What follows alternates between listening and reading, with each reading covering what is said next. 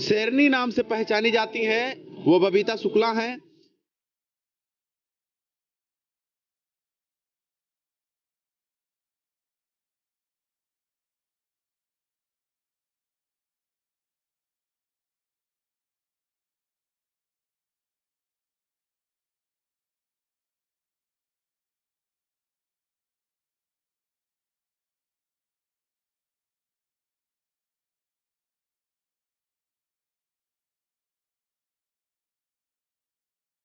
हमारे खास प्रोग्राम जनता का हिंद में आपका स्वागत है। मेरा नाम मोहम्मद ज़ैफ है। आप देख रहे हैं 24 तक न्यूज़। इस वक्त हमारे खास जो मेहमान हैं वो बबीता शुक्ला हैं। शेरनी नाम से पहचानी जाती हैं।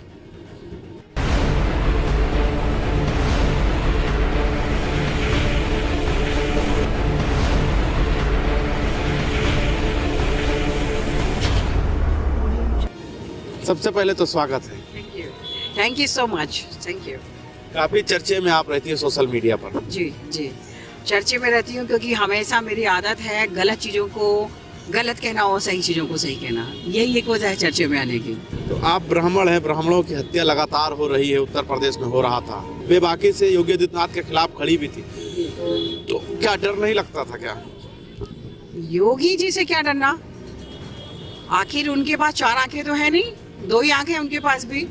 और अगर वो कहते हैं कि वो योगी बाबा हैं, तो योगी बाबा का मतलब होता है योग और साधना से निकला हुआ व्यक्ति, वो योगी कहलाता है।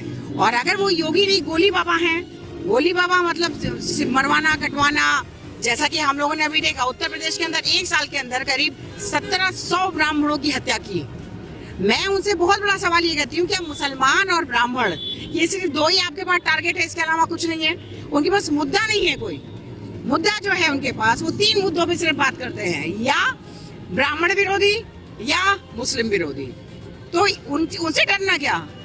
उनसे ज्यादा मेरे पास सलाब है, उनसे ज्यादा तूफान है मेरे अंदर, उनसे ज्यादा मेरे पास काम करने का स्ट्रेंथ है। अगर वो 24 घंटे करते हैं तो मैं तो कहती हूँ मैं 40 घंटे लगातार काम कर सकती हूँ। बबीता शुक्ला, लगता है कि आपके अकेले संघर्ष से योगी जी डर जाएंगे? ऑफ कोर्स, मैं तो उनके खिलाफ चुनाव में लड़ने की तैयारी में हूँ। ऐसा भी हो सकता है, कांग्रेस से टिकट मांग रही हूँ, 310 की प्रत्याशी हूँ और सबसे स्ट्रॉन्ग प्लेयर की प्रत्याशी हूँ बस्ती सदर से। अगर चुनाव में कहीं भी फेरबदल होता है तो जाहिर सी बात है जरूरत पड़ने पर तो मैं बहुत जल्दी योगी जी और मोदी जी दोनों लोगों के खिलाफ पर्चा खोलने वाली हूँ अपने महिलाओं के साथ। आप इतना खफा क्यों हैं योगी जी से? योगी जी संत हैं, अगर बात किया जाए तो गोरखपुर मठ से वो संत हैं, मठाधीश हैं, तो आप उनके खिलाफ क्यों? एक बाबा के खिलाफ इतना मुहिम छेड़ना अच्छी बात है। सर, बाबा हो तो उनका पैर छू लूं, लेकिन वो बाबा नहीं है, वो गुंडा है। बाबा और गुंडा में बहुत अंतर है। कोई बाबा अगर होता है तो वो इसकी बात करता है, शांति की बात करता है, सद्भावना की बात करता है, एकजुटता की बात करता है, हिंदू मुस्लिम भाई भाई की बात करता है, भेदभाव नहीं करता। भेदभाव क्यों कर रहे हैं वो? ठाकुर अगर उनके सामने आता है उसके लिए वो बहुत सॉफ्ट हार्ट के हो जाते हैं। ब्राह्मण अगर आता है तो उसके लिए वो गोली मरवाते हैं। मुसलमान अगर आता है तो उसको वो गोली मरवाने की बात करते हैं। मैं उनसे पूछना चाहती हूँ, अगर वो बाबा थे तो इतना सारा क्रिमिनल रिपोर्ट उनके ऊपर क्यों? ये तो सियासी रंजिश हो सकती है ना। सियासी रंजिश सर, आज वो उतरे हैं योगी बाबा। पहले मुकदमा रहा होगा, अब तो नहीं है ना, अब तो देखिए खत्म। सर, वो तो गंगा में स्नान तो कोई भी बीजेपी में कर लेता है।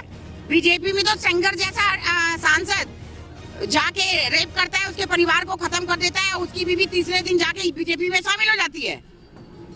ये तो बीजेपी का एक राष्ट्रवाद है, प्रेमवाद है। जो भी जाए धुल जाओ। गंगा स्नान करना है तो बीजेपी ज्वाइन करिए।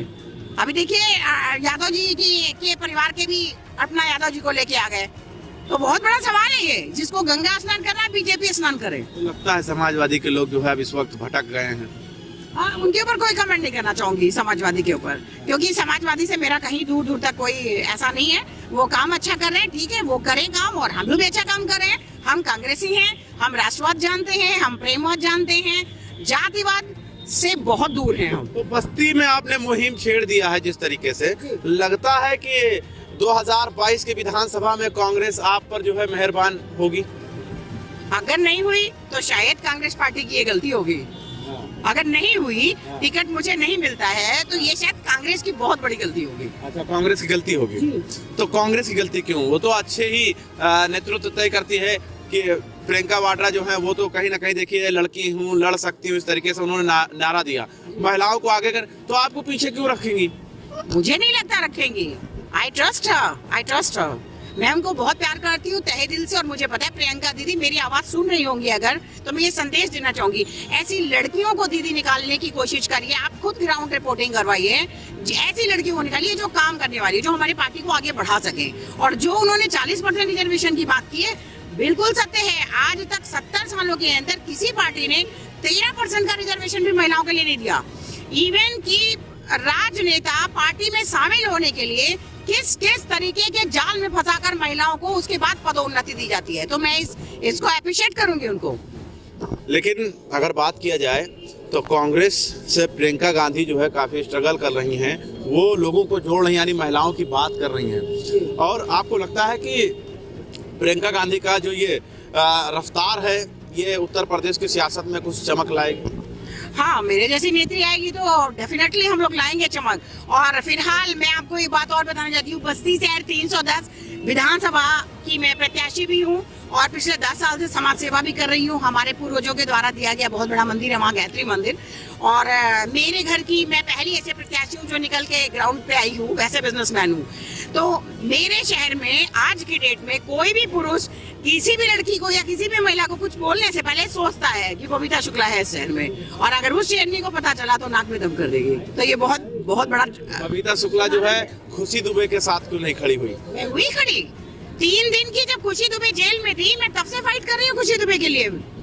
पहली नेत्री, कांग्रेस की पहली नेत्री हूँ जिसने फाइट किया खुशी दुबे के लिए। खुशी दुबे के घर गई हूँ, कानपुर उनके घर गई हूँ। बिकरू कांड में पूरा का पूरा उनका परिवार बहुत परेशान था, क्योंकि वो खुशी दुबे मात्र 2 दिन। क्यों आप डरी हुई हैं? तब क्यों डरी हुई हैं कि ये प्रियंका गांधी टिकट देंगी कि नहीं देंगी? इस पर क्यों आप संदेह लगा? सर, पुरुष चाटुकारिता पूरे उत्तर प्रदेश में प्रभावित है। पुरुष जी, मतलब मर्दों पर आप सवाल उठा रही हैं? आपको बहुत बड़ा सवाल, छोटा नहीं, बहुत बड़ा।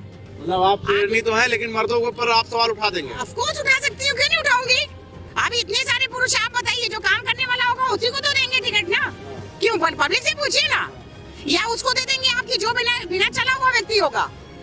जो काम करने वाला व्यक्ति नहीं होगा उसको आप टिकट कैसे दे सकते हैं? और अगर दे रहे हैं तो उस पर सवाल उठ सकता है।